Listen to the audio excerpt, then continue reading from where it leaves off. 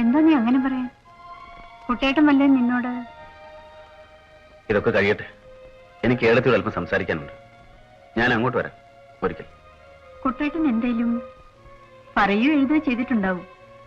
എന്തായാലും എനിക്കറിയണം. കുട്ടേട്ടൻ പഴയ ആളാ. എന്നും ആ സാത്വിക ഭാവം വിടില്ല. പാവം. കുട്ടേട്ടൻ ഒന്നും പറഞ്ഞിട്ടല്ല.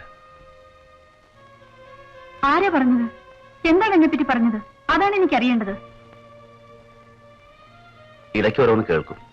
ഉദ്യോഗസ്ഥന്മാര് അങ്ങോട്ടും ഇങ്ങോട്ടും ടൂർ പോകുന്നവരല്ലേ. വീരസാഹസങ്ങൾ ഇരുന്ന് പറയും. ഹൈ ക്ലാസ്സിലെ പരദൂഷണം. ഞാനും അതിൽപ്പെട്ടവനായതുകൊണ്ട് ഇരിക്കേണ്ടി വരും. എന്താ നീ കേട്ടത്?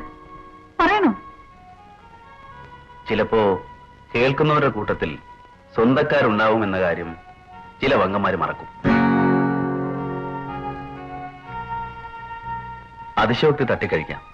എന്നാലും കേൾക്കുമ്പോ വിഷമം തോന്നും. കേട്ടിരിക്കുന്നതിൽ അനിയനുണ്ടെന്ന് പറയുന്നവനറിയില്ലല്ലോ. ആരാ പറഞ്ഞത്? എന്നെപ്പറ്റി ആരാ പറഞ്ഞത്? പതുക്കെ. ഞാനിത് ഇപ്പൊ പറയണമെന്ന് ഉദ്ദേശിച്ചതല്ല. പക്ഷേ നേരത്തെ അറിഞ്ഞാൽ അത്രയും കരുതിയിരിക്കാമല്ലോ ഏട്ടത്തേക്ക്. നോൺസെൻസ്, ശുദ്ധ നോൺസെൻസ്. ഏത് ബ്ലഡി റാസ്കലാണ് പറഞ്ഞത്? എന്താണ് പറഞ്ഞത്? പതുക്കെ. നോക്കൂ, സൊസൈറ്റി ഡ്രിങ്കിങ് ചിലപ്പോഴൊക്കെ വേണ്ടിവരും.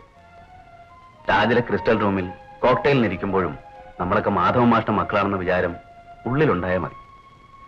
ആരുടെയൊക്കെയോ സുഹൃതം കൊണ്ട് അല്ലെങ്കിൽ ആക്സിഡന്റലായി എവിടെയൊക്കെയോ എത്തിപ്പെട്ടു എന്ന് തോന്നിയാൽ വളരെ നല്ലത്.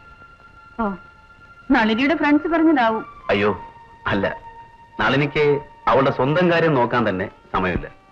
ഭർത്താവിന്റെയും മകന്റെയും കാര്യം നോക്കാൻ ഒട്ടും സമയമില്ല. പിന്നല്ലേ ബന്ധുക്കളുടെ കാര്യം. ഷീസ് ഇന്നസെന്റ്. കുട്ടേട്ടന്റെ കൂടെ ചിലപ്പോ ഡിന്നറിന് പോകും. അപ്പോ ഡ്രിങ്ക്സ് കഴിക്കില്ലെന്ന് ഞാൻ വ്രതമൊന്നും വെക്കാറില്ല. വ്രതം പാടില്ല, ഗുഡ്. പക്ഷേ 2 പെഗ് കഴിഞ്ഞാൽ ചിരി, 3 കഴിഞ്ഞാൽ പാട്ട്, 4 കഴിഞ്ഞാൽ ഇരിക്കാൻ ക്ഷണിച്ചാൽ കിടന്നോളും എന്ന് പറയിപ്പിക്കരുത്. വാചകം എന്റെ അല്ല.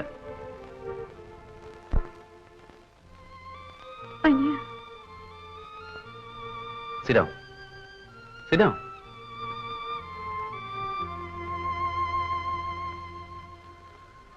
PRSന്റെ ചാപ്റ്റർ മീറ്റിംഗ് ഞാനും ഇരിക്കേണ്ടി വന്നു. അത് കഴിഞ്ഞൊരു ഡിന്നർ. അവിടെ വന്ന് ഒരുത്തന്റെ വക വിസ്കിയുടെ പുറത്തെ കഥകൾ, പെണ്ണുങ്ങൾ അയാളെ കണ്ട് മോഹിച്ചു വീണ വീരകഥകൾ. ഒരു അപ്സ്റ്റാർട്ട് കുട്ടേട്ടന്റെ കമ്പനിയിൽ നിന്ന് ഒരുത്തൻ, പേര് ഗോപിനാഥ്.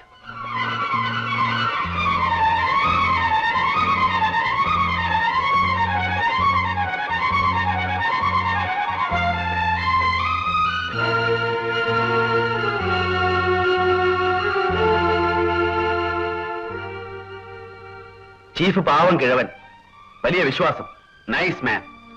ചീഫിന്റെ ഭാര്യയിൽ നിന്നും ശരീരം രക്ഷിക്കാനാണ് അത്ര അവന് കഷ്ടപ്പാട്.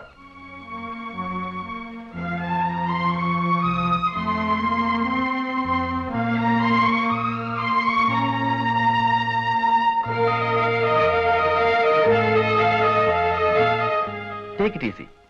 എടുത്തി ഫ്രണ്ട്ഷിപ്പ് കാട്ടുന്നത് തെറ്റിദ്ധരിക്കും ചിലർ. ഇല്ലാത്തത് അപവാദമാക്കി പറയും സ്വന്തം മേനി കാട്ടാൻ. ഞാനിത് ഇപ്പോഴെങ്കിലും പറഞ്ഞില്ലെങ്കിൽ